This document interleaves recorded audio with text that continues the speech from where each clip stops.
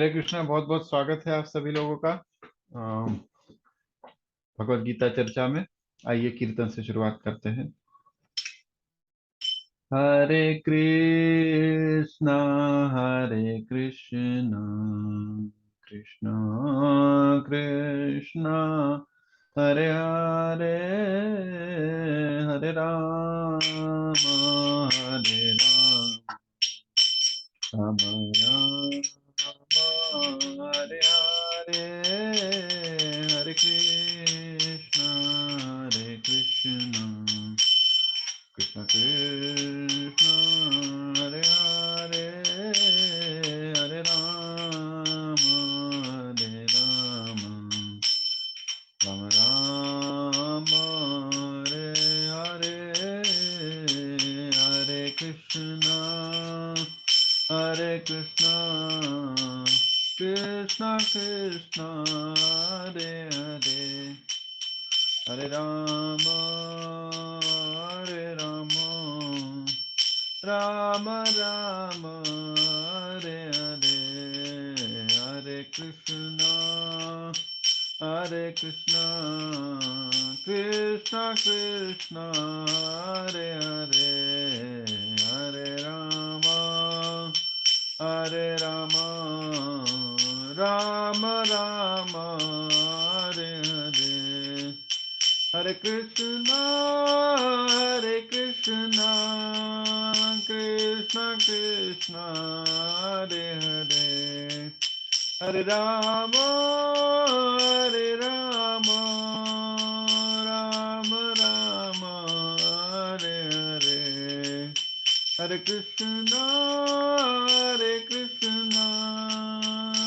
कृष्णा कृष्णा हरे हरे हरे राम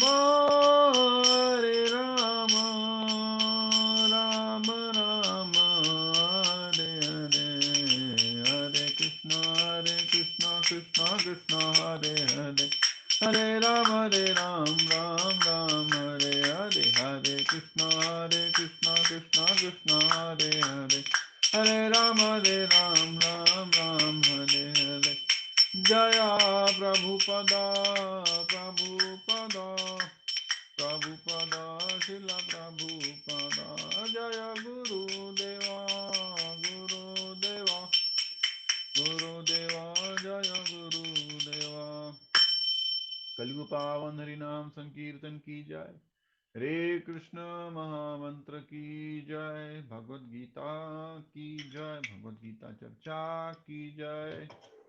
ओम नमो भगवते वासुदेवाय। ओम नमो भगवते वासुदेवाय। ओम नमो भगवते वासुदेवाय।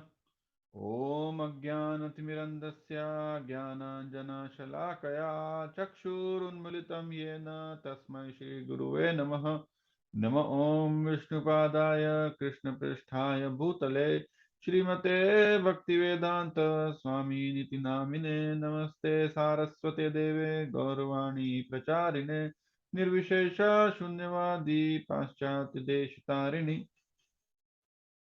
वाञ्छाकल्पतरुभ्यश्च कृपा सिन्धुभ्य एव च पतितानां पावनेभ्यो वैष्णवेभ्यो नमो नमः। जय श्री कृष्ण चैतन्य प्रभु नित्यानंद श्री अद्वैत गदाधर श्रीवासादि श्री गौर भक्त वृंद। हरे कृष्ण कृष्ण कृष्ण हरे हरे हरे राम राम राम हरे हरे। हरे कृष्ण। बहुत बहुत धन्यवाद आप सभी लोगों का दैनिक भगवत गीता चर्चा में पाठ भाग लेने के लिए। तो अ,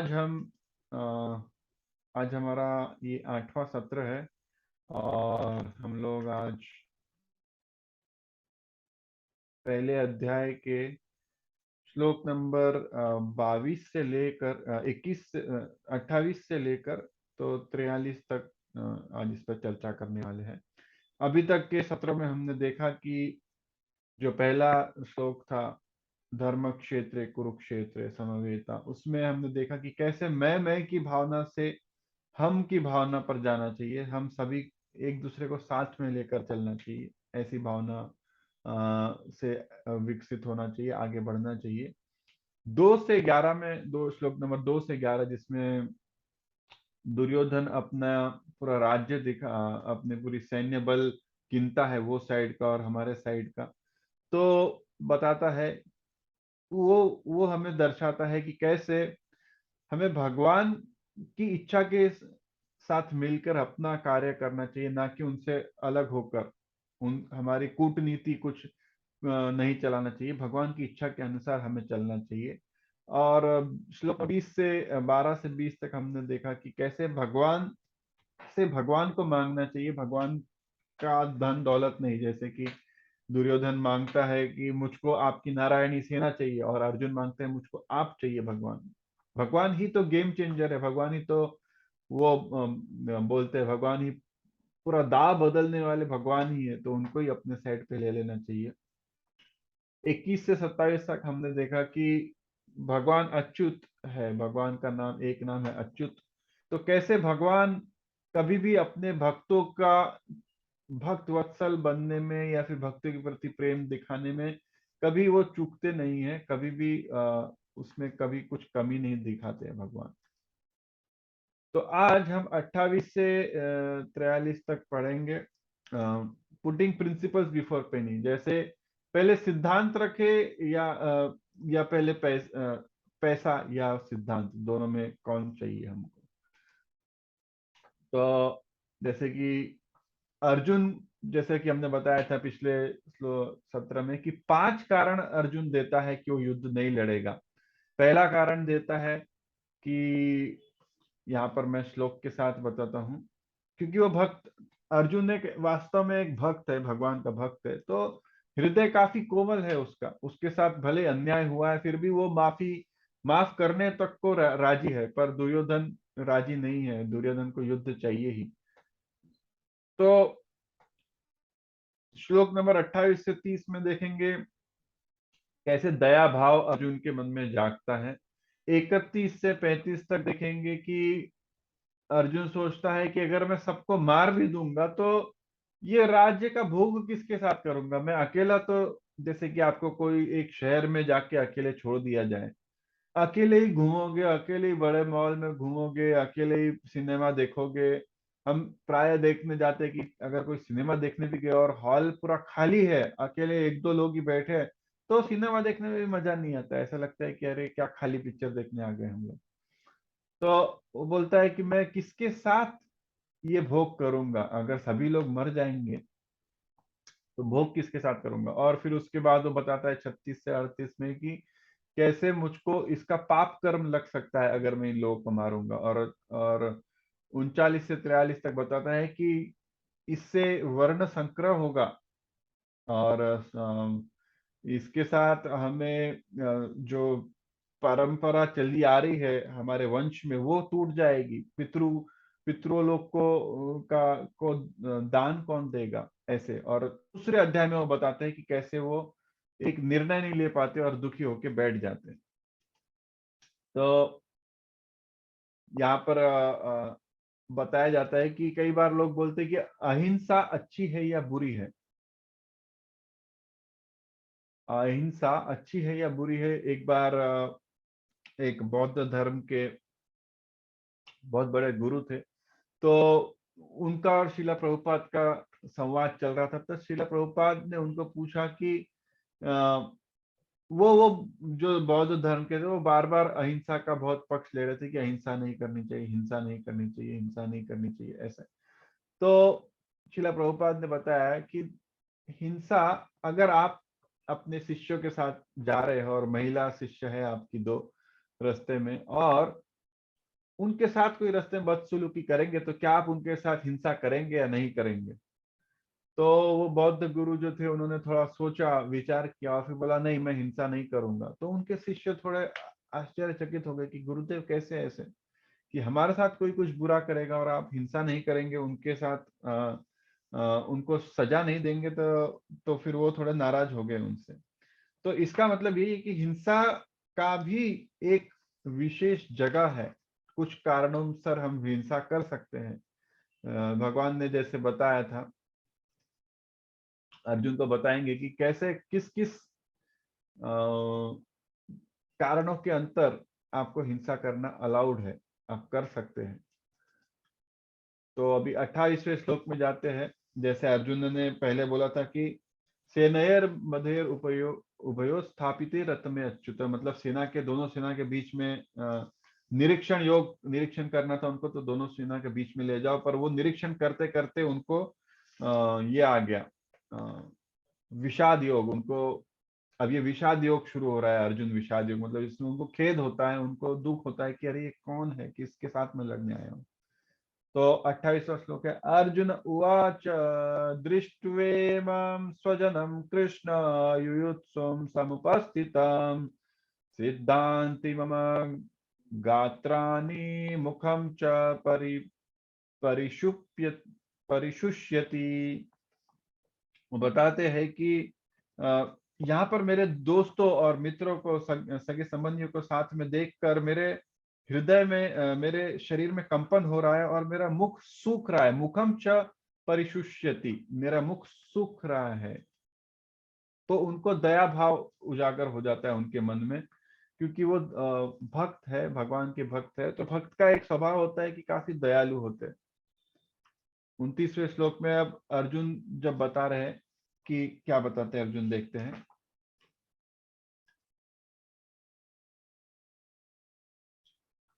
वेपथुश्च शरीरे मे रोमहर्ष च जायते गांडीवं श्रमशते हस्तात् त्वक्चैव परिधायते।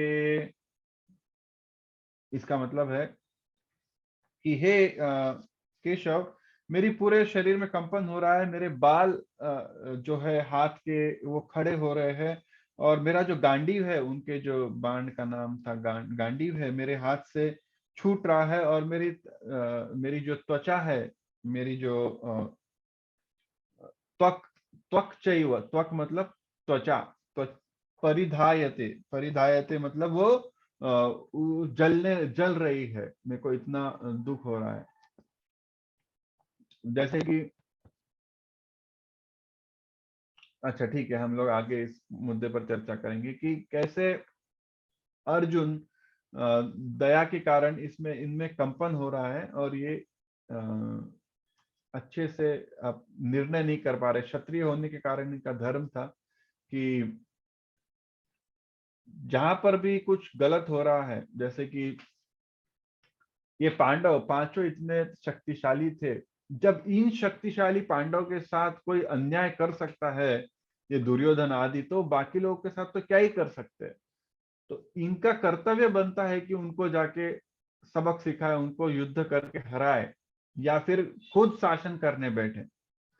जैसे कि सड़क पे एक पुलिस ऑफिसर है, वो पुलिस ऑफिसर देखता है कि भाई सड़क पे एक व्यक्ति दूसरे व्यक्ति को बहुत मार रहा है, पर देखता है जो मार रहा है ये तो मेरा भाई का लड़का ही मार रहा है, तो उसको जाके मैं कैसे पकड़ लूं, मैं उसको जाके कैसे जेल में डाल दूं, ये तो गलत हो जाएगा, मेरा तो ये सगे वाला है। तो वही बात यहाँ पर हो रही है कि यहाँ पर वो इसीलिए बोल रहे हैं कि अरे ठीक है उन्होंने गलत किया, पर मेरे सगे संबंधी है, कैसे मैं उनके साथ कुछ कर सकता हूँ। इसलिए ये सब देख कर उनके, कई बार होता है कि हम लोग एक कुछ विचार कर लेते हैं कि ये कार्य हमें करना है। जैसे अर्जुन ने विचार कर लिया कि मेरे को युद्ध लड़ना है, पर असली समय पर जब वो करने के लिए चीज आती है, जैसे कि मैं मेरा अनुभव बताता हूँ कि हमने अमेरिका में जब हम थे, तो हमने स्काई डाइविंग किया था। एक 20 15 20 हजार फुट ऊपर जमीन से ले जाते हैं, और पैराशूट लगाते हैं पीछे, और वहां से फेंक देते हैं प्लेन से आपको। तो मुझे क्या मन में इच्छा हुई, तो मैंने वो कर्तव्य के लिए सोचा मुझे ये करना है।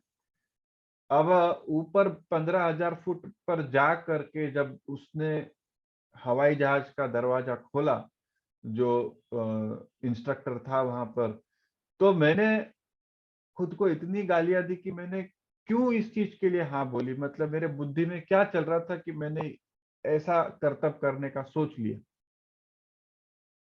फिर अभी क्या, वहां पे चले गए तो वो तो धक्का दे के गिरा ही देते, तो अभी गिर गए, मतलब गए तो वहां पे मैंने उसको बोला नहीं मुझको नहीं करना है, पर वो मानते नहीं, वो लोग फिर लेके आपको कूद ही जाते हैं नीचे। तो मेरा वीडियो भी है एक, तो वो लेके कूद ही जाते हैं। मैं उसको मना कर रहा था कि नहीं मुझको अभी नहीं, तो ऐसा ही स्थिति होती है। हम लोग कई बार कुछ सोचते हैं कि ये करना है, पर जब वो करने आते हैं वो चीज, हम लोग हम लोग वापस उससे मुकर जाते हैं। तो आगे का श्लोक देखते हैं, 30वां श्लोक। न न च शक्नो मया अवस्थातुं भ्रमतीव च मे मनः निमित्तानि च पश्यामि विपरीतानि केशव। इसका मतलब है कि अभी मैं आपके सामने मैं खड़ा भी नहीं रह पा रहा हूँ, मैं खुद को भूल रहा हूँ। मेरा जो मन है वो यहाँ वहां दौड़ रहा है, और मैं केवल यहाँ पर दुर्गति ही देख रहा हूँ। ओ कृष्ण, ओ केशव। केशव मतलब केशी नाम के एक राक्षस को भगवान कृष्ण ने मारा था, इसलिए उनका नाम केशव था। तो यहाँ पे अर्जुन बता रहा है कि मेरे अ, मैं सब भूल रहा हूँ। भ्रमति, भ्रमति मतलब मुझको याद नहीं रहा। जैसे यहाँ पे देखिए सिर पे हाथ रख के मैं उसको ध्यान में मुझको, मैं भ्रमित हो रहा हूँ। और निमित्तानि, मैं यहाँ पे निमित्तानि च पश्यामि, यहाँ पे मैं सब सिर्फ दुर्गति होने के आसार मुझको दिख रहे हैं यहाँ पर केशव, ऐसा आप बताते हैं। तो अर्जुन का जो स्वभाव यहाँ पर बताया गया है कि वो कभी भी भगवान के लिए कार्य करना चाहिए, खुद की सुख संपद, सुख के लिए कार्य नहीं, भगवान को सुख, भगवान को संतुष्ट करने के लिए कार्य करना चाहिए। वो हम देखेंगे अभी। 31वें श्लोक में बताते हैं अर्जुन, न च श्रेयोनुपश्यामि हत्वा स्वजनम आहव आ- जनम आहवे न कांक्षे विजयम कृष्ण न च राज्यम सुखानि च। इसका मतलब होता है कि मुझे नहीं पता कि कैसे मेरे भाइयों का ही वध करके मेरा कुछ भला होने वाला है कृष्ण। और मुझे ये युद्ध करने की जरा भी इच्छा भी नहीं है, और ना मैं इस युद्ध के से कुछ सुख भी प्राप्त नहीं कर पाऊंगा। ये बता रहे हैं कि न च श्रेयो अनुपश्यामी। श्रेय मतलब कुछ अच्छा मैं होते नहीं देख पा रहा हूं यहाँ पर। हत्वा स्वजनम मेरे जो स्वजनम है, स्वजन, स्वजन जो है मेरे, उनका हनन करके, उनकी हत्या करके मेरा कुछ भला होने वाला नहीं है। न कांक्षे विजयम कृष्ण, ऐसी जीत क्या काम की, और ऐसा राज्य भी क्या काम का। ऐसा राज्य मुझको चाहिए भी नहीं। ऐसा राज्य मुझे कहां पर सुख दे पाएगा कृष्ण। ये बोल बोल रहे हैं अर्जुन के मैं मेरे सगे संबंधियों को मार करके कैसे ये राज्य जीतूंगा, उस राज्य में सुख पा सकूंगा। तो यहाँ पे एक बताते हैं हम कि जैसे कि हम स्कूल में होते हैं तो एक प्रिंसिपल जो बोलता है उसके अंतर्गत हम सब बच्चे पढ़ते हैं। ऑफिस में जाते हैं तो एक बॉस होता है, उसके अंदर हम सब काम करते हैं। और हम देश में रहते हैं तो एक हमारे प्रधानमंत्री जो बताते हैं उस प्रकार से हम उनका आदेश का पालन करते हैं। उसी प्रकार जो भगवान है कुछ बोलते हैं, भगवान की कुछ इच्छा है, तो हमें उनकी, भगवान की इच्छा के अनुसार हमें हमारा कार्य करना चाहिए। फिर वो अधर्म और अहितकारी नहीं होता, और भगवान की इच्छा के अनुसार उसमें कार्य अगर करेंगे तो हितकारी ही होता है, ना कि अपने लिए पर संपूर्ण लोक के लिए। तो भगवान जैसे बताते हैं कि ममय वांश, इसी प्रकार भगवान जो है सभी के सभी जो है भगवान के अंश है। भगवान भगवत गीता में बताते हैं कि ममय वांश जीव लोग के जीव भूत सनातन, कि जो भी जितने भी जीव लोग हैं वो मेरे अंश है, ममय वांश जीव लोग के। आगे बढ़ते हैं। यहाँ पे ये वाला दिख नहीं रहा है, मैं पढ़ता हूँ अच्छे से, दिख नहीं रहा है, बुक में से पढ़ लेता हूँ। 32 से 35 तक।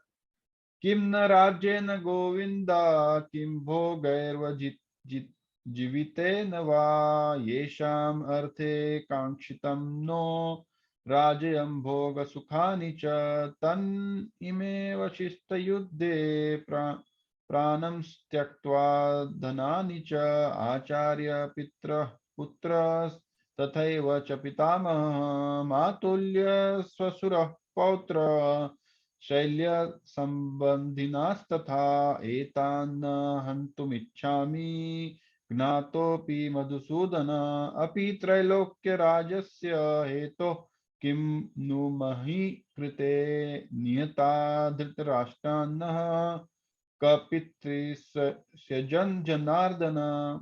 यहाँ पे बताते हैं, एक तो भगवान को मधुसूदन नाम से बोला गया है कि मधुसूदन, आप मधुसूदन हैं। जब मधु नाम का एक राक्षस था, उसको आपने कुछ कारणवश मारा था, और वो तो राक्षस था, वो आपका शत्रु था, तब आपने उसको मारा था। पर ये तो मेरे सगा संबंधी, आप इनको मारने का मुझे क्यों बोल रहे हो? अब वो बोलते हैं कि ये ऐसा राज्य किस काम का जो कि मेरी आकांक्षाओं के कारण इस इन लोगों की हत्या के बाद मुझको मिले, ऐसा राज्य क्या काम का, जहां पर मेरे गुरु, मेरे पिता तुल्य भीष्म पितामह, मेरे पुत्र, मेरे सगे संबंधी, ससुर, ये सभी अपना जीवन देने के लिए तक राजी है। एंड देन वो बोलता है कि फिर मैं ऐसा युद्ध लड़ने के लिए तैयार नहीं हूं अगर 3 लोक का राज्य भी मुझको मिल जाए। अगर ये युद्ध के बाद आप तो बोल रहे हो कि मैं हस्तिनापुर का राजा बन जाऊंगा, पर 3 लोक, यहाँ पे त्रैलोक क्या बोला था ना कहीं पे,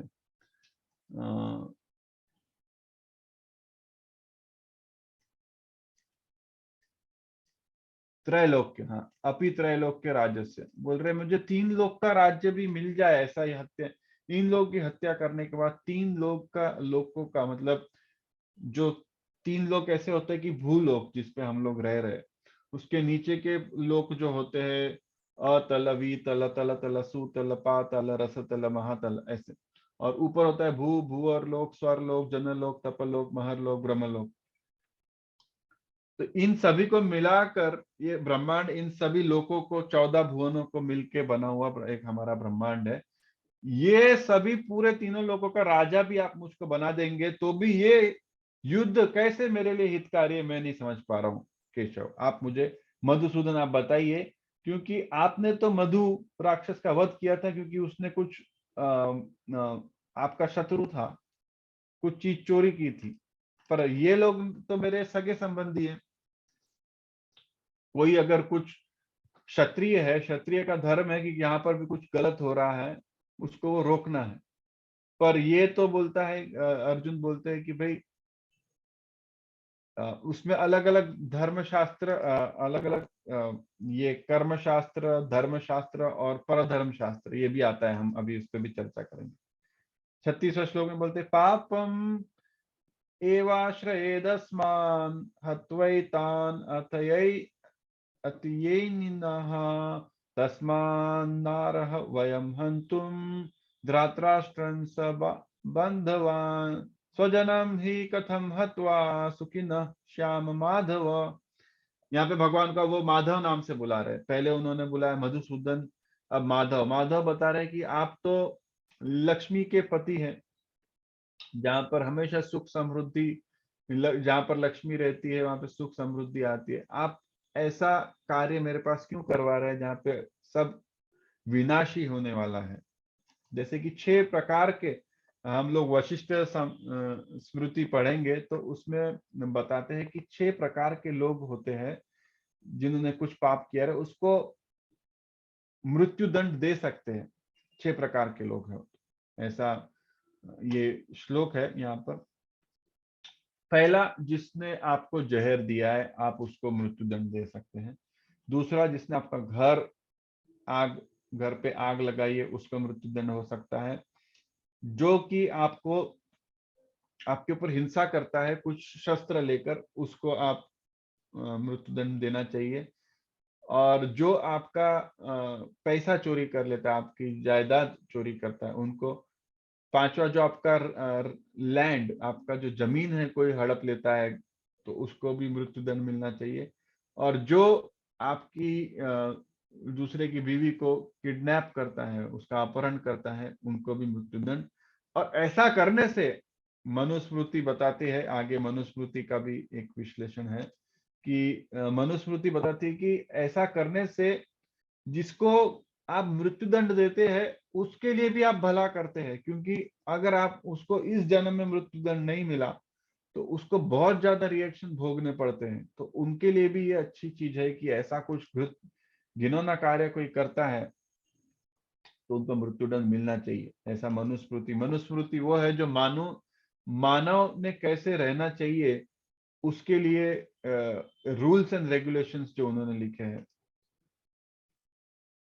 तो वो मनुस्मृति है। तो अलग अलग प्रकार के कर्म होते हैं, धर्म होते हैं। एक तो यहाँ पर लिखा है हमने,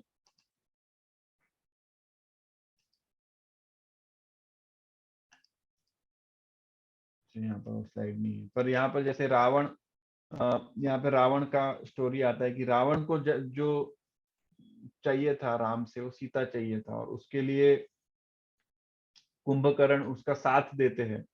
विभीषण, हालांकि जब ये ब्रह्मा जी को तीनों लोग वर मांगते हैं तो कुंभकर्ण का जो शत्रुता रहती, बोलती सभी देवों को मुझको मारना है। तो वो नितेंद्रिया ऐसा कुछ तो बोलना रहता है कि जो इंद्र के अंतर्गत है उन सभी देवताओं का राजा मैं बनूं, या उनका उनको हनन मैं करूं। तो वो उनकी जबान फिसल जाती है तो वो निंद्रा बोल देते। तो वो सोते ही रहते, 6 महीने सोते हैं, और जब भी उठते हैं बहुत उत्पात मचाते हैं। और रावण बोलते हैं कि मुझको तीनों लोगों का राजा बनना है, मुझको कोई कोई भी लोग मार ना सके ऐसा। और विभीषण बोलते हैं कि मेरा जो भक्ति भाव है, ये बुरे समय में भी मेरे पास चलता है। बुरे समय में मैं मेरा भक्ति का कर्तव्य छोड़ू नहीं। तो यहाँ पर कुंभकर्ण जो कर रहे हैं, कुंभकर्ण भी एक कार्य कर रहे हैं, वो कर रहे हैं एक घिनौने कार्य में रावण का साथ दे रहे हैं। पर क्यों दे रहे हैं वो? क्योंकि वो मानते हैं कि मेरा भाई का जो रिश्ता है वो भगवान से बड़ा है, मेरा जो भाई के प्रति कर्तव्य है वो भगवान के प्रति कर्तव्य से बड़ा है। मतलब देहात्मिका बुद्धि बोलते हैं इसको, कि देह के लेवल पर आपके आके जो है सोच रुक जाती है कि मैं, मेरे सगे संबंधी, इनके लिए मैं कुछ भी करूंगा। तो देह के रूप में ये कर रहे हैं। हालांकि विभीषण जो है ये उससे भी ऊपर जाते हैं कि भगवान के संबंधित क्या है, राम भगवान के संबंधित क्या है, कि उनकी उनकी सेना में जाके उनको समर्पण करना। तो वो करते हैं। ठीक है, तो आगे किस श्लोक पढ़ते हैं।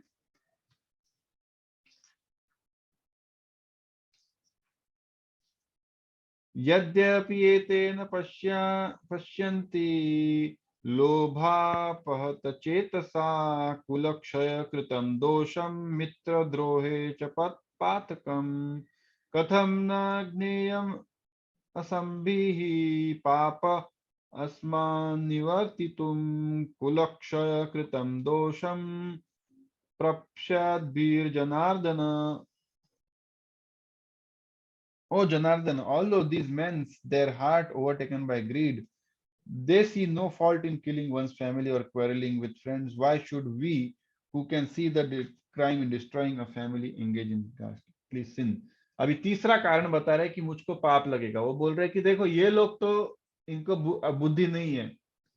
जो दुर्योधन, धृतराष्ट्र और उसके भाई कौरव है, उनको बुद्धि नहीं है, पर मुझको तो बुद्धि है ना। मुझको तो समझता है कि इससे कितना पाप लगेगा, तो मैं क्यों ऐसे युद्ध में जाऊं, क्योंकि पाप लगेगा। तो तीन कारण अभी तक उन्होंने बता दिए। पहला, उनको दया आई। दूसरा उन्होंने बोला कि मैं कैसे अकेला ये राज्य का भोग करूंगा, इनके बिना सुख कैसे मिलेगा। तीसरा उन्होंने अभी तक बताया कि मैं इनको बुद्धि नहीं, मुझको तो बुद्धि, मुझको पाप लगेगा ऐसा मैं करूंगा। तो कृष्ण आगे का 39वां श्लोक में बताते हैं, कुलक्षय प्रनाश्यन्ति कुल धर्म सनातन धर्मे नष्टे कुलम कृष्णम अधर्मो अभिवर्तित्योत्तः। बोलते हैं कि यहाँ पर अगर इनको मैं मार दूंगा तो मेरी जो कुल है, मेरे जो परंपरा में जो चलता आ रहा है वो सब खत्म हो जाएगा। जैसे कई बार परंपरा में आता है कि यहाँ पर ये मंदिर में जाना है हमको, ये अमुक टाइम पर, या फिर ये टाइम पर ये चीज करनी है, ये सब खत्म हो जाएगा। और इसके कारण हमारे कुल में कोई भी कुछ भी करने लगेगा। जैसे कि यहाँ पर ये चित्र देख सकते हैं, सब लोग बैठकर कोई भी परिवार में कोई भी कुछ भी खा रहा है, कुछ भी कर रहा है, तो ऐसे भी इस परिवार में कुछ भी अराजकता फैल जाएगी। ये बता रहे हैं कि destruction of dynasty, family tradition vanquished, family involve in religion. तो इससे क्या होगा कि मेरा वंश का नाश होगा, वंश की जो परंपरा है वो खत्म हो जाएगी, और पूरी जो हमारा परिवार है, ये ना कि सिर्फ मेरा परिवार, जो भी लड़ रहे हैं, ये भी जो भी सैनिक है, उनके सबके परिवार अधर्म के पथ पर चलने लगेंगे। तो एक तो रहता है पराधर्म और एक रहता है अपराधर्म। पराधर्म मतलब जो भगवान की संतुष्टि के लिए किया गया कार्य, वो होता है पराधर्म। और अपराधर्म जो है वो हमारे खुद की संतुष्टि के लिए किया गया है, वो अपराधर्म है। तो अगर अब एक छोटी सी कहानी बताता हूं मैं 1 ही मिनट में, कि एक बार एक गाय, एक ब्राह्मण के घर में एक गाय दौड़ती हुई आई और उसके घर में घुस गई, और उसके पीछे उसको, उसका जो क्या बोलते हैं, काटने के लिए जो आता है, गाय को जो काटते हैं, कसाई कसाई। तो कसाई दौड़ते हुए आता है, तो ये ब्राह्मण को पूछता है, आपने इधर कोई गाय देखी क्या? तो ब्राह्मण बोलता है, अब ब्राह्मण सोच में पड़ जाता है कि अरे गाय तो देखी है, पर मैं तो ब्राह्मण हूं, मैं झूठ नहीं बोल सकता हूँ, और मेरे घर में ही है गाय। तो बताता है कि हाँ इधर ही है गाय। ऐसा तो बोलता है, मैं झूठ बोलूंगा तो?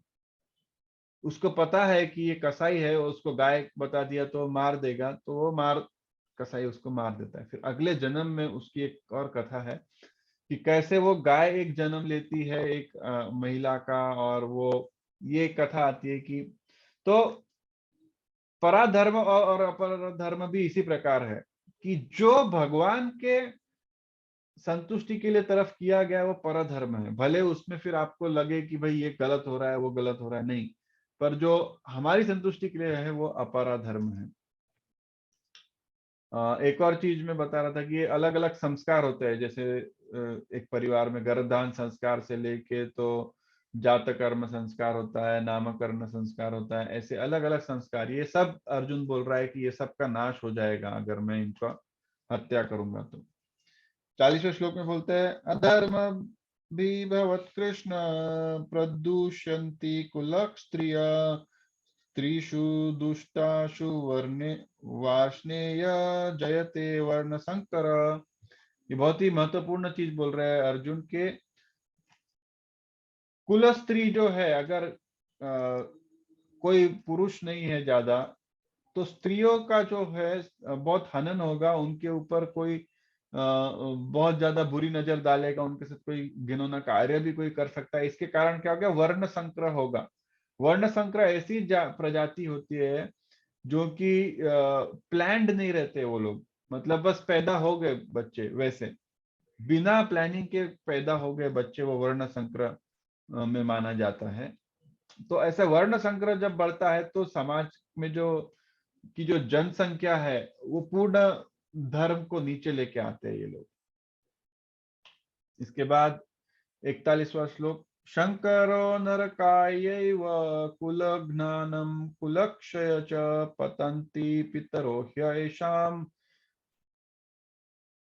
युक्तो पिंडोदका क्रिया। पिंडदान कौन करेगा? अगर मेरे सभी सगे वाले मर गए और हमारा पूरा वंश का नाश हो गया तो पिंडदान कौन करेगा? अर्जुन ये बता रहे हैं। फिर आगे बोलते हैं कि दोषेरेत कुलम ज्ञानम वर्ण संकर कारकै उत्सदयन्ते जाति धर्म कुल धर्म च शाश्वतः। तो कुल धर्म जो है इस प्रकार हमारे जो कुल का जो धर्म है वो नीचे आएगा और अनवांटेड प्रजाति जो है, वर्ण संकर प्रजाति जो है, बिना काम की प्रजाति, वो बढ़ती जाएगी और इसी प्रकार पूरे समाज का स्तर जो है वो निचला होता जाएगा। और 43वें श्लोक में बोलते उत्सन कुल धर्माण मनुष्याणाम जनार्दन नरके नियतम वासो भावियन्ति अनुशुश्रुमा। मतलब मैंने सुना है अर्जुन कृष्ण की इस प्रकार परिवार का जो क्षय कराता है वो हमेशा नरक में जाता है। नरके नियतम वासो, वो हमेशा नरक में जाता है। इस प्रकार अगर हमारे वंश का नाश होगा तो नरक में जाएगा। इस प्रकार 4 अभी तक मुख्यतः कारण अर्जुन ने दे दिए हैं कि पहले तो मुझको दया है उनके ऊपर, कैसे मैं मेरे गुरु को मारूंगा, कैसे मेरे भाई को मारूंगा, कैसे मेरे भीष्म पितामह को मारूंगा। दूसरा उन्होंने कारण बताया कि मैं अकेला कैसे भोग करूंगा, इनको मार दूंगा। तो तीसरा उन्होंने कारण बताया कि आ, आ, क्या कारण बताया तीसरा?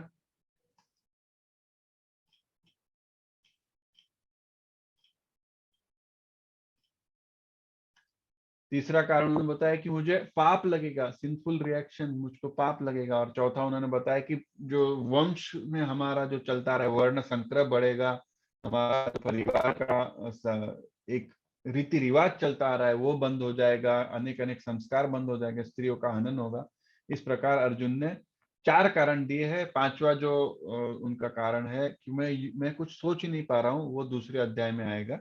तो कल हम अब इस चर्चा को आगे और बढ़ाएंगे, देखेंगे कि कैसे भगवान श्री कृष्ण अगर युद्ध स्थल पर मौजूद थे, कुरुक्षेत्र में मौजूद थे, तो फिर भी युद्ध कैसे रुका नहीं, क्यों वो युद्ध रोक नहीं पाए। ठीक है, कल इस पर चर्चा करेंगे। आज थोड़ा ज्यादा श्लोक लिया इसलिए टाइम भी ज्यादा लग गया, पर कल हम और चर्चा करेंगे। कुछ और प्रश्न है तो उसके उत्तर भी कल चर्चा करेंगे। हरे कृष्ण। बहुत बहुत धन्यवाद आप सभी का जुड़ने के लिए। हरे कृष्ण।